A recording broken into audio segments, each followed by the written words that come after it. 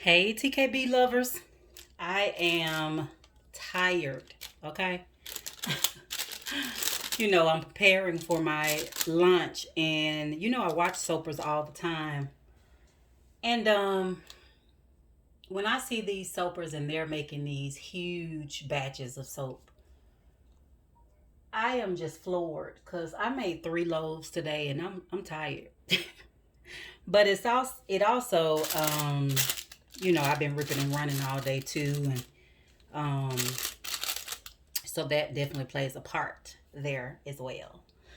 But I hope to be one of those soapers who are making the big batches one day. Okay. Sometimes I think about if I'd have never stopped the last time I did it, but I think I just lost my flair. I lost my sister, and so therefore, I don't know. It was like I just lost my creativity. Um, so here I am. I wanted to come and show you guys how to take this and make it into this. And so this is a sealer for shrink wrap bags. And so what I'm doing right now is I'm just, sealing the soaps in the shrink wrap. And then I am going to take the heat gun and like really seal the soap like that. Okay. But right now I am just going to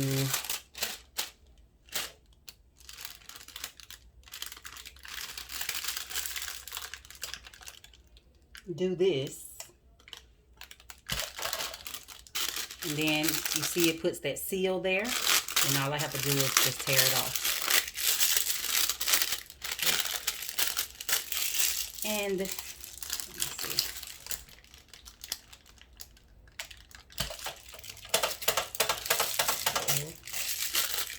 Okay. I don't want to be left with too much bag because then it'll start to um, look a little junky, and I definitely don't want that.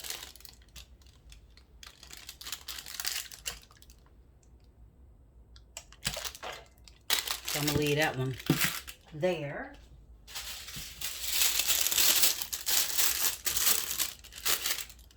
Here's another. So I'm pushing it as close to the soap as possible.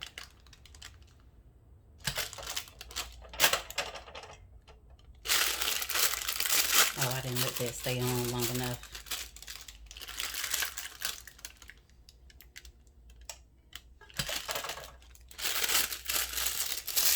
Right. This paper makes a lot of noise. This reminds me of all this.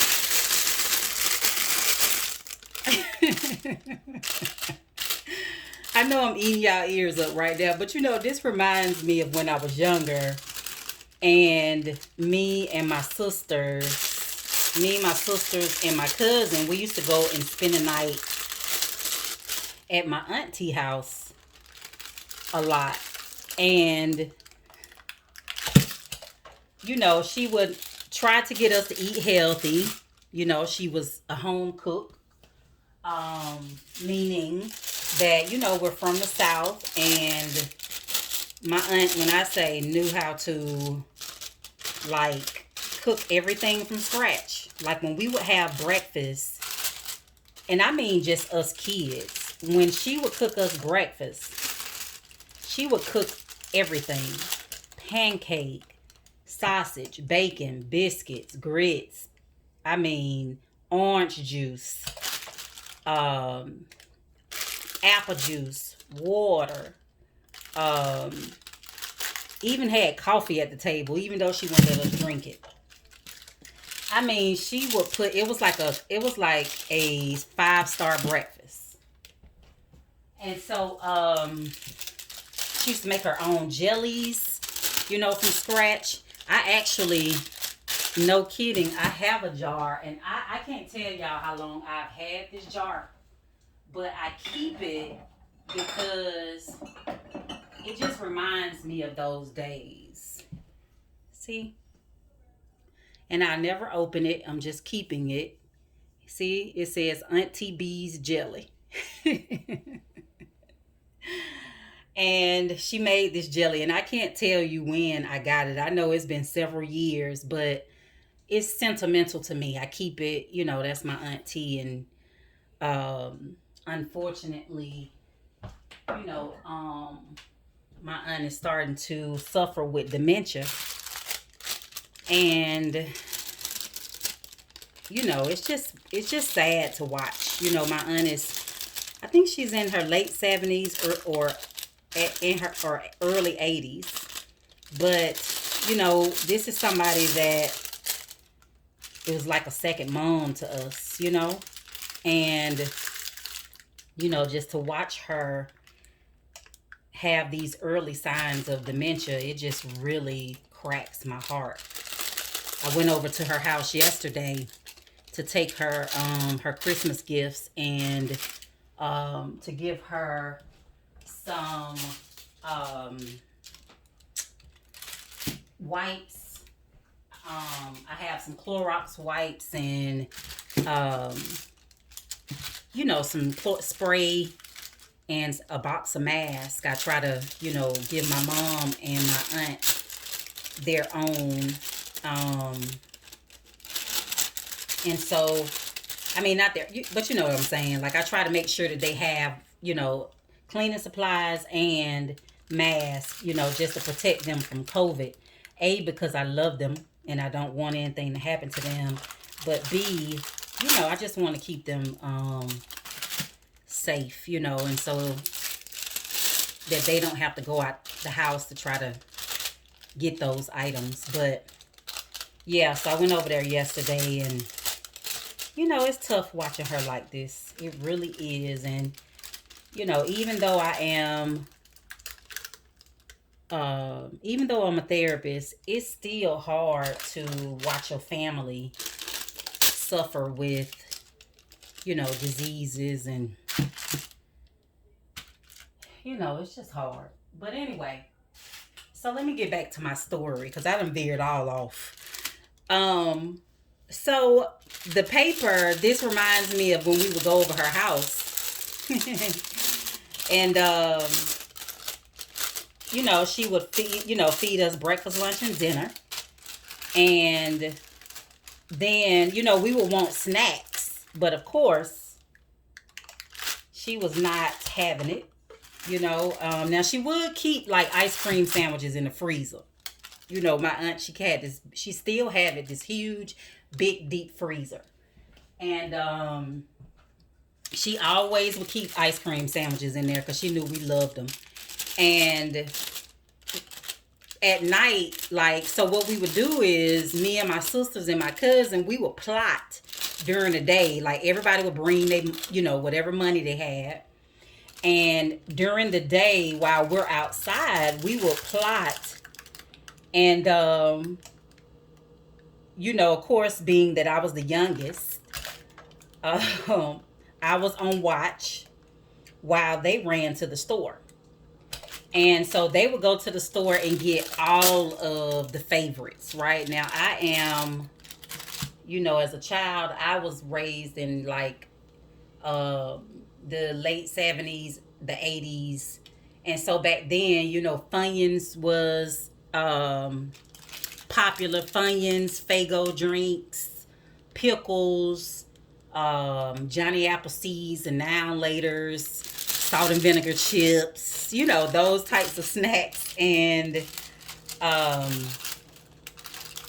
so I would stay and be on the watch while they ran up the street to the store, or while they ran up to the street to the store, or my cousin lived in Bankhead. And so, you had the candy lady out there, and, he would just go and stock up at the candy lady and then bring us, the sweets. And so at nighttime, when we think that she's asleep, we would be in the bedroom killing them snacks. Do you hear me? I'm sorry, y'all. But y'all know how it is when you get them good memories. But I'm telling you, we would be in there straight knocking them snacks down. Do you hear me? And so she would, we would think that we're quiet. And here we are trying to open up the Funyuns and all of this and making all this noise right here. And, so we're all in there, shh, be quiet, be quiet. Auntie B gonna hear, thinking we gonna get in trouble. So we would try to open it really quiet, Side note, for you guys who are mothers, y'all know how it is, right? It's like when you first become a mom, you got to get used to the fact that, especially when your baby is a toddler, you got to get used to the fact that you got to share your food, right? And so, as a mom, if you're trying to eat a snack, as soon as your baby hear this, it's done. Here they come running, right? So anyways, we would, think that we're sneaking and eating our snacks late at night. And then all of a sudden, we hear her, I hear y'all in there with all that noise. Put all that stuff up. Put that junk up. And we all looking at each other like, you making too much noise, see? You done got us all in trouble. But she would never really get mad. She just didn't want us to sit there and eat all that sugar, and all, just all that junk. And so we'll get quiet for a while, once we think that she's gone back to sleep. And then we'll just start all over, and just try our best to do it as quiet as possible. I guess I need to turn this thing up because this bag, you're supposed to set it according to the weight of the bag. So, but yeah, so that's what this paper reminds me of. It reminds me of back then when we used to, them good old times, I mean, hey, I consider myself still young, even though I'm in my 40s. But it's like nowadays, these kids just do not have what we had in my generation, just that opportunity to have just that sheer fun, sheer creative fun, because we had to be creative back then. We didn't have all this technology and stuff that these kids have. So we had to be creative, and we spent a lot of time outside, a lot of time at the candy lady house or the candy truck, doing little odds and end jobs to get some change so you could save, and go buy your little snacks and things for at school or that type of thing. And so yeah, a little memory lane right here, a little memory lane. Y'all know I got a country twang. I'm from Georgia, so that's where my little southern accent is so thick. I'm a Georgia peach. And so, yeah, so that's what this reminds me of, just beautiful memories, it's nothing like them, and so it's just really sad that, with dementia and Alzheimer's, they lose the memories. And I'll be honest, like, I know my aunt is at early stages, but, I just don't know how fast it's progressing. And I was nervous about going over her house yesterday because I just didn't know, I didn't know how she would be. And, it's the same. The good part, she's in the early stages, so she do have some memory. But, I could still see the signs of the dementia, and it really cracks my heart. It really does hurt to see her that way. I know when I first found out about it, I went to go see her because she had lost her keys, and it made, it just made me cry. Like, actually, I'm gonna stop talking about it now because it's just making me a little sad. So, but anyways, got the she's able to recognize everybody and stuff right now, and I don't think that she she had, you know, I don't think that she feel anything is wrong, but we can see it as the family, you know, when we interact with her. And so, yeah, you know, I'm sure you guys, somebody out there understand where I'm coming from, and you know, you probably have dealt with it a little bit deeper than I have, thus as of right now, you know. But excuse me, y'all. Let me get this and put this in the trash. So yeah, give me just a second.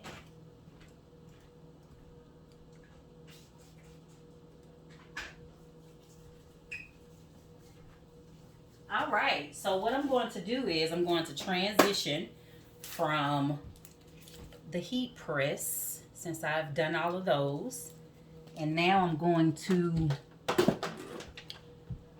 connect my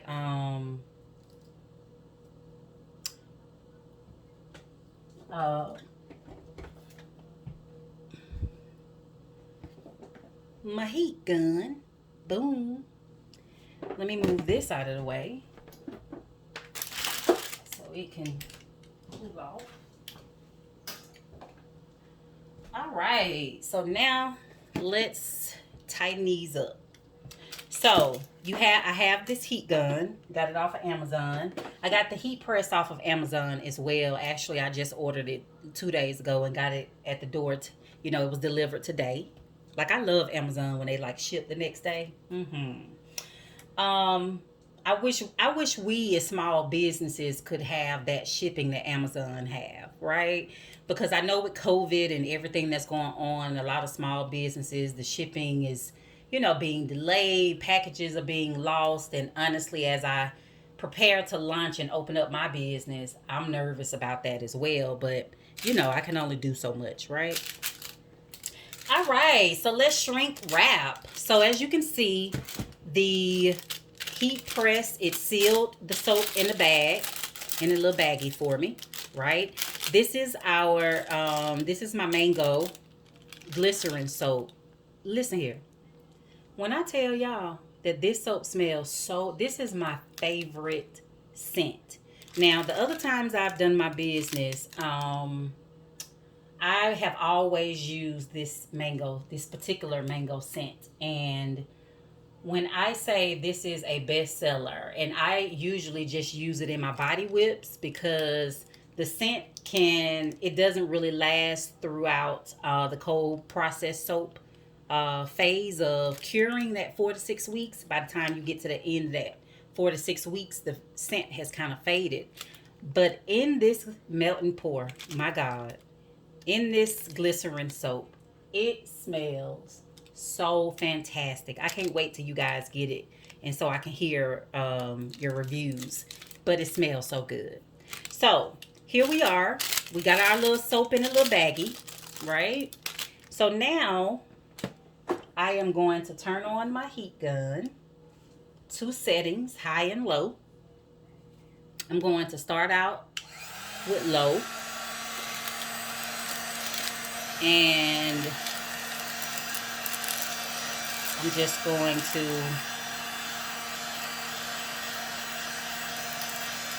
do what I needed to do. See how it shrinks? See that? So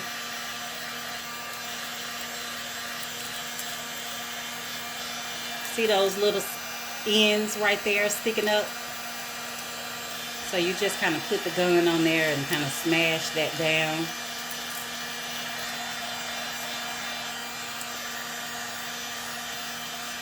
Okay. And so if you should have any wrinkles, like back here on the back, the heat gun can smooth that out. See that? And so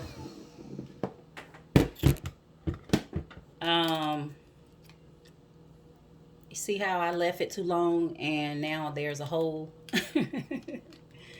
Bear with me, guys. I am new to this right here. I have never shrink wrap a soap before. And with this one, give me just a second. Let me grab.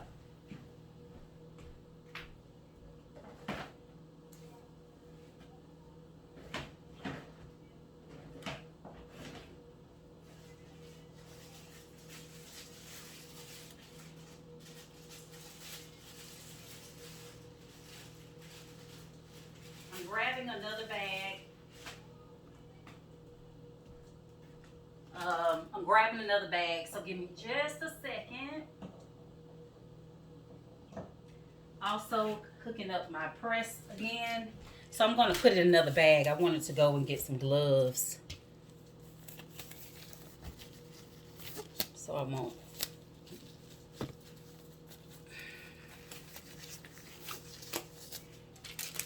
Touch the soap. Now I will tell you, trying to get these soaps in these bags. Oh my God. Oh look, the heat has already started to curl those up, so I need to be mindful of that. So let me pull this one out. I'm just gonna take it out of here. As you see, it has the logo stamped on it. And then I'm going to put it in a new bag. And so it tends to kind of stick to the bag. And I thought this would be the best way to package these soaps, because I felt like if I put them in the little baggies that I use for the other soaps, they may sweat and then that paper will get wet. So, all right, let me go and press this. So I got it in a bag. Let me press it.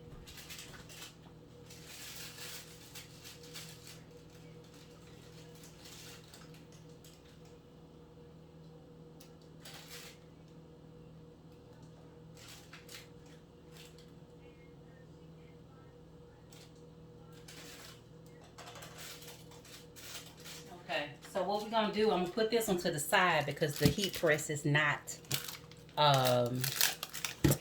ready. All right.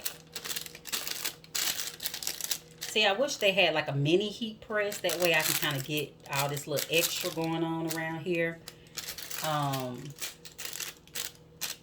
But anywho, let me see.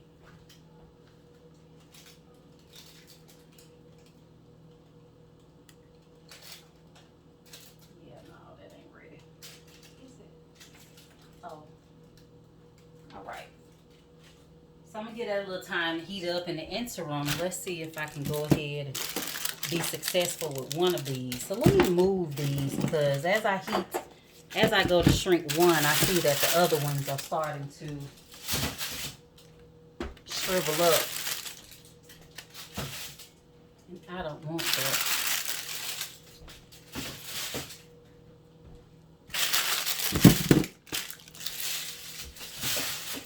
So give me y'all best memories, you know, when it comes to that paper, right? What is your best memories when it comes to that? You know, I think we all have kind of snuck and tried to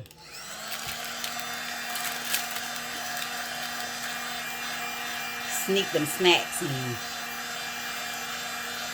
you know.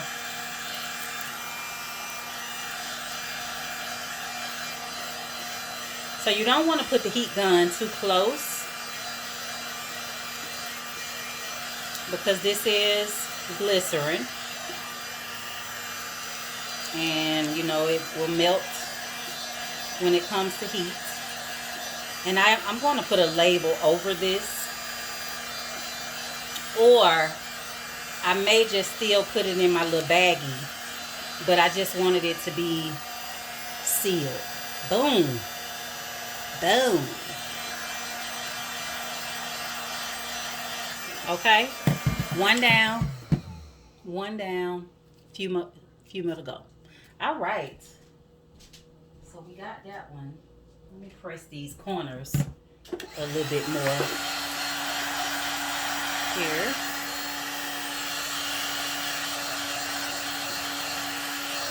Okay. I hope you guys. Whoa. guys can see what I'm doing. All right, that's one down. Let's do another. That thing's smoking. I don't know if y'all can see that smoke. Let me keep it on 1. This is the lowest setting.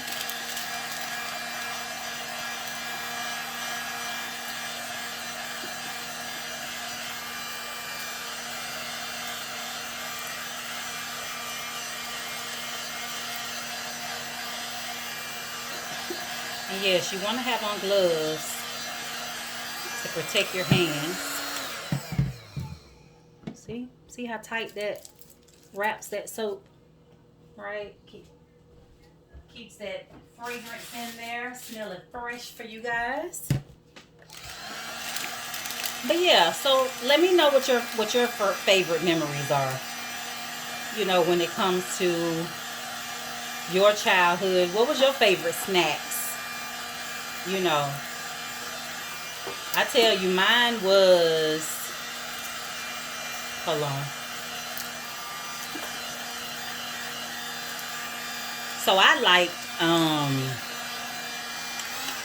and I liked a little bit of everything when it came to them snacks. You hear me? I'm gonna keep it real. I loved sugar and hot food. So for me, I loved Funyuns. I loved the pineapple Faygo. I loved the pineapple Now and Laters and the mystery mix. I liked, what else did I love? I loved the Johnny Apple seeds, and I would push them down in my pickle.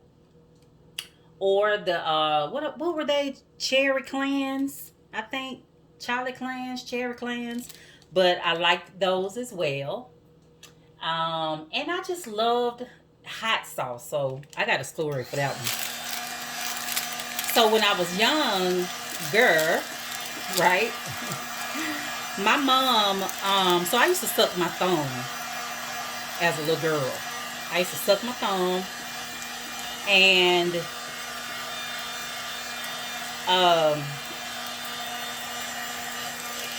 I used to suck my thumb, and so my mom, in order to try to get me to not suck my thumb, my mom called herself making me dip my thumb in hot sauce. Now, what she do that for? She had me dip my thumb in hot sauce, and I guess she just thought that it was going to make me not to want to suck my thumb anymore. But in actuality, what it did, it made me love hot sauce. And so I started, not only was I still sucking my thumb, but I started to eat hot sauce. Yes, y'all can eat me up in the comments, okay. But I did. I loved hot sauce. And I started to eat hot sauce. I would pour hot sauce in a baggie, like a sandwich bag. I would put hot sauce in it, and then I would just dip my thumb in there and then stick it in my mouth. and it would eat the hot sauce. And that started me to love, that started me out, you know, as far as like when it comes to hot food, that's how I started to love hot food. You know, I loved spicy food, jalapenos. You know, I just loved it. And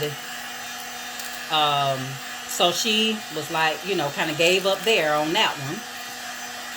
And yeah, she started something else. Of course, that was not her intention.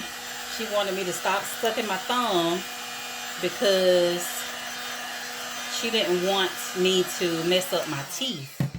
You know, when people tend to suck their thumbs, how they end up having like an overbite.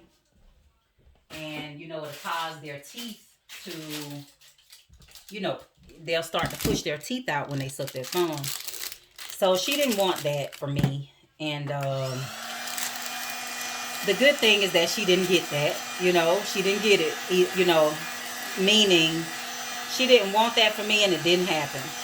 because I guess when I sucked my thumb, I did not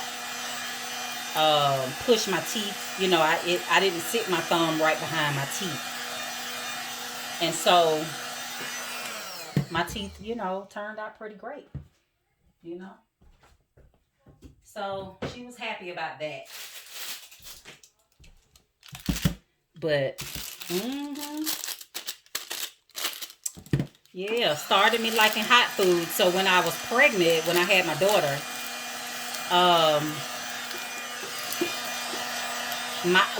what I craved when I was pregnant was I craved hot food. Surprise, right?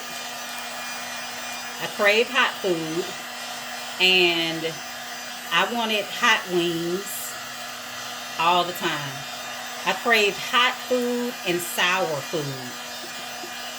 And so the sour food was so bad, I craved sour. And when I say sour, I mean sour.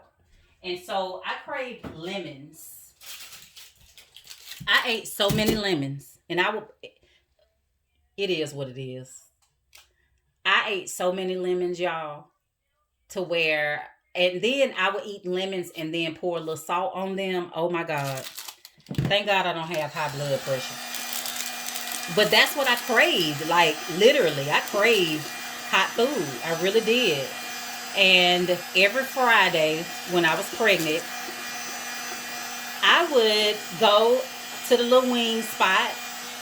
I used to live out, you know, in Riverdale. And I would go to the little wing spot. And y'all, I was such a regular. I didn't even have to get out the car. All I had to do was pull up. They knew what I wanted because I would get the same thing every time. And yeah, all I had to do was pull up.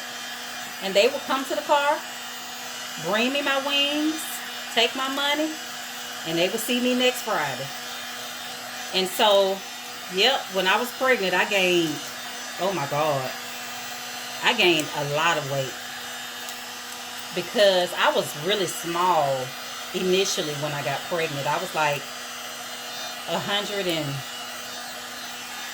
150 pounds when I got pregnant. So for me, being that I'm like 5'9", 5'10", that's what I say. But you know, when I go to the doctor, they tell me I'm shorter than that. But you know how they say you shrink as you get older. But you know, I gained 75 pounds while I was pregnant. But my daughter was huge. Well, she was big. Like, she was 8 pounds and 3 ounces, okay? And she was early. So if I would have carried her to term, she probably would have been a 10-pound baby. So I was huge, y'all. I was so big to where when I would go out in public, people would just stare at me. Like, if I was at the gas station, people would just stare, you know. I guess just in disbelief of how big my stomach was. And so people would stop and, you know, like literally, if I was at the gas station, people would just sit in their car and just watch me. And I never forget, these little young girls were getting their gas. I pulled up and they were getting their gas. And I got out to pump my gas. And they literally got in the car, finished getting their gas. They got in the car. And they sat there and just watched me. And so then one of the little girls rolled the window down and she said, "Excuse me." She said, "But I think how old was I? I was like 24. She was like, "Excuse me, but do you need any help?" And I was like, "No, I'm good. Thank you so much." And she was like, "May I ask you a question?" I said, "Sure." She said, "Are you having triplets?" And I started laughing, but honestly, y'all, inside I was melting, right? And so I said, "No, not that I know of, you know." And so she said, "Oh, okay." And she was like, "You sure you don't need any help?" And I said, "No, I'm good. Thank you." You know, I was like, "I appreciate you, you know, trying to help me out." And so they pulled off. And once I got my gas and I got in my car, soon as I got in my car, I just bust out and started crying. Because I was just done. You hear me? Like, I was done. I was so tired of people just looking at me like I was some kind of circus act. Give me just a second. Let me go and press that one that I had to put in the bag.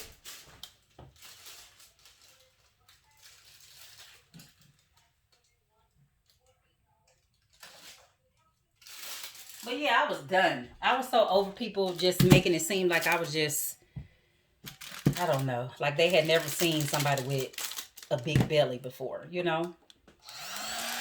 But what I will say is pregnancy is one of the most amazing creations from God. Like, I'm just blown away. You know, when it comes to how we're created, the fact that we're sitting in a sack of fluid for 9 months, we're not drowning. Like God thought of everything. Like every time when I think about that, it just makes me, you know, just a little emotional, you know, because I just think about the beauty and the love that God has for us, you know, and that He would be so thoughtful in the process of our creation, you know.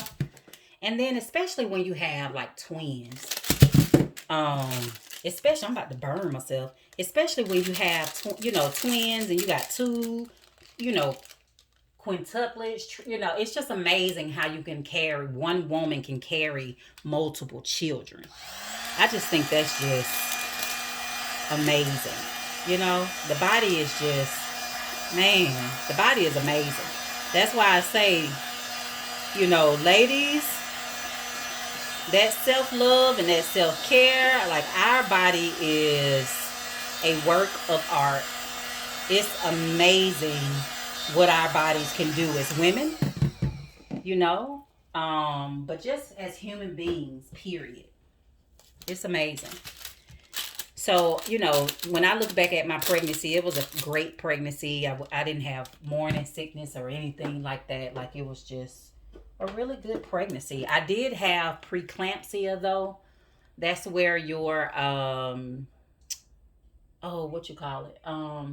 That's where your sac is, you know, it's supposed to sit at the top of your stomach.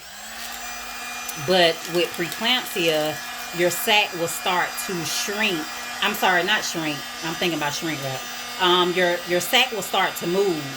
So if you were to think about, you know, when a woman is pregnant, let's just say that, this soap is her belly, right? With preeclampsia, your afterbirth sits up top.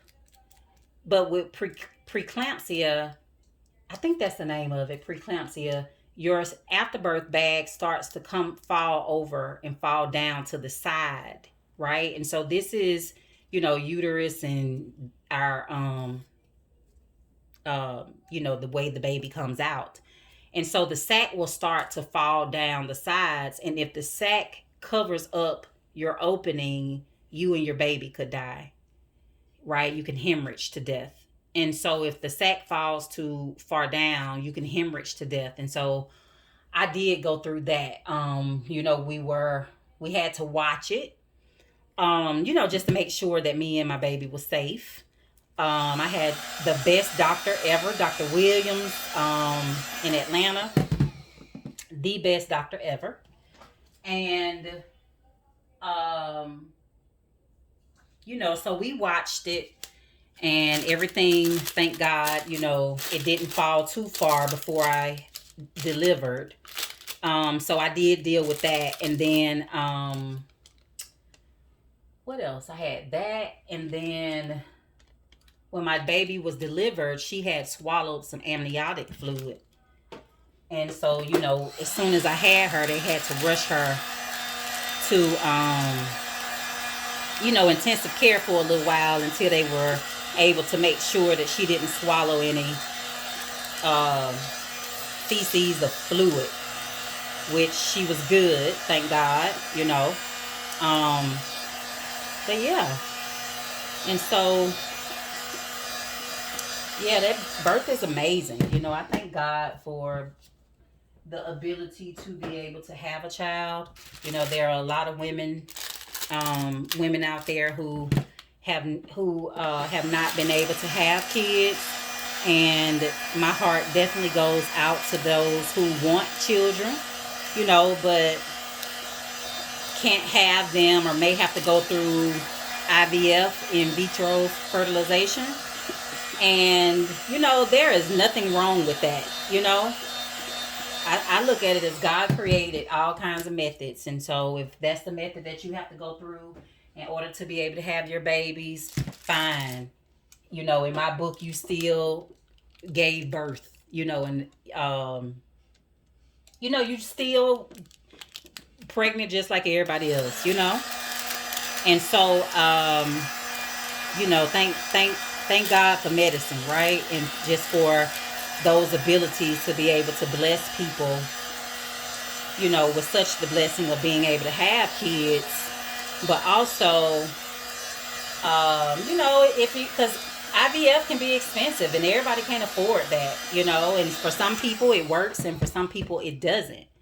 And so, you know, then that's when you have to kind of look at the adoption route,